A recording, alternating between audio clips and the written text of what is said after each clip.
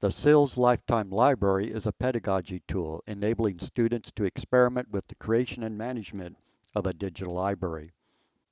The SILS Lifetime Library enables students to build a personal digital collection. Every student in the School of Information and Library Science should have assembled at least one digital collection during their education. The creation and management of a digital collection is becoming a necessary skill for all librarians. The Lifetime Library is a pedagogy tool for defining the context associated with the collection. The driving motivation is to provide a sufficient context such that 20 years in the future, the student can understand why they bothered to save each file. Students can experiment with naming. How should their files be named? Arrangement. How should files be organized into collections? Description.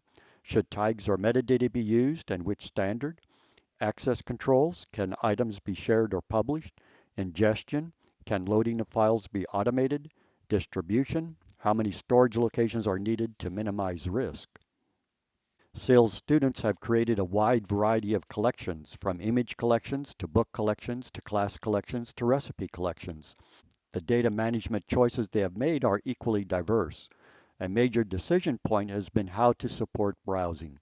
Should descriptive information be embedded in the file name with all files in one collection, or embedded in a collection name with files sorted into collections, or embedded in tags associated with each file and then searched by queries on tag names, or embedded in metadata for each file and then searched by queries on metadata names and attributes. A second major decision point has been how to manage arrangement.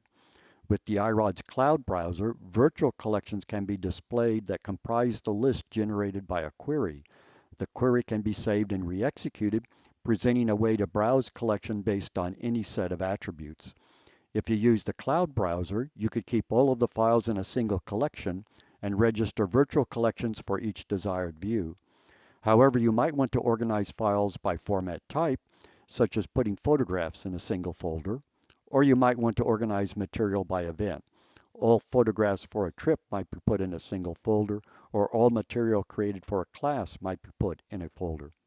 Students invariably change their minds and repurpose their collection. The naming is rarely changed, but the description often switches from metadata to tags, or the arrangement is changed to represent events rather than format types. All students experience problems with the choice of description standards. They try multiple methods. Select a metadata standard such as Dublin Core. While the attribute names do not change, the terms they use as values for each attribute may drift over time. Thus, the vocabulary they are using for description evolves. Use tags to invent their own standard. The context for files may evolve over time. Thus, the initial tags might be about the trip that was taken, but then the description changes to the type of event, such as sunrise or sunset.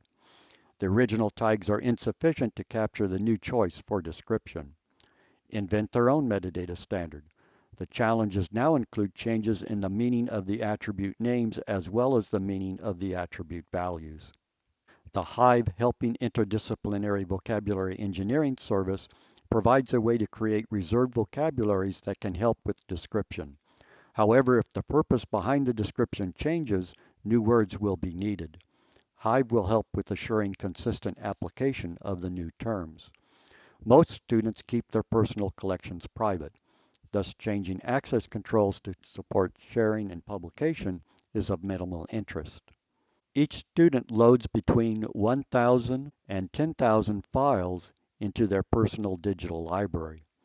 This can be an onerous task. There are multiple mechanisms to support bulk loading of files. The iDrop tool, accessible from the iDrop web browser, can be used to automate synchronization of a directory on your laptop with a collection in the data grid. Files put into the staging area on your laptop are periodically synchronized with the data grid collection. An iCommand called irsync can be used to synchronize a directory on your laptop with a collection in the data grid. Directories can be recursively loaded into your collection using options in the cloud browser, iDrop web, and iCommands. Directories can be dragged and dropped into the data grid using the WebDAV interface. Once the files are loaded, the challenge is adding desired provenance and descriptive metadata. Advanced students used bulk load of metadata to add up to 10 attributes for each of 10,000 files. The distribution of the files was handled automatically by the lifetime library. Copies were made at SILS and at RINCE to minimize risk of data loss. Students viewed the lifetime library as a safer storage environment than social media. The lifetime library is designed to support evolving requirements for a digital library. Students can change their minds about the purpose for their collection, add new collections, and repurpose their original collection. Students can change their minds about the description of the files. This happens as term definitions drift over the course of a semester. Students can change their minds about the arrangement and create new virtual collections for browsing the digital library.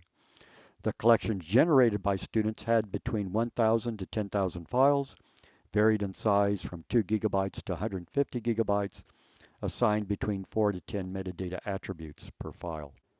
Take 7 minutes and answer exercise 35. Identify 3 policies related to collection formation that would be useful for your research collaboration. Consider the data management plan policies as a possible source. Look at constraints on data access type, data source, and data description. Please load your paragraph into the lifetime library in the sub-collection class INLS 624 by the end of today's class.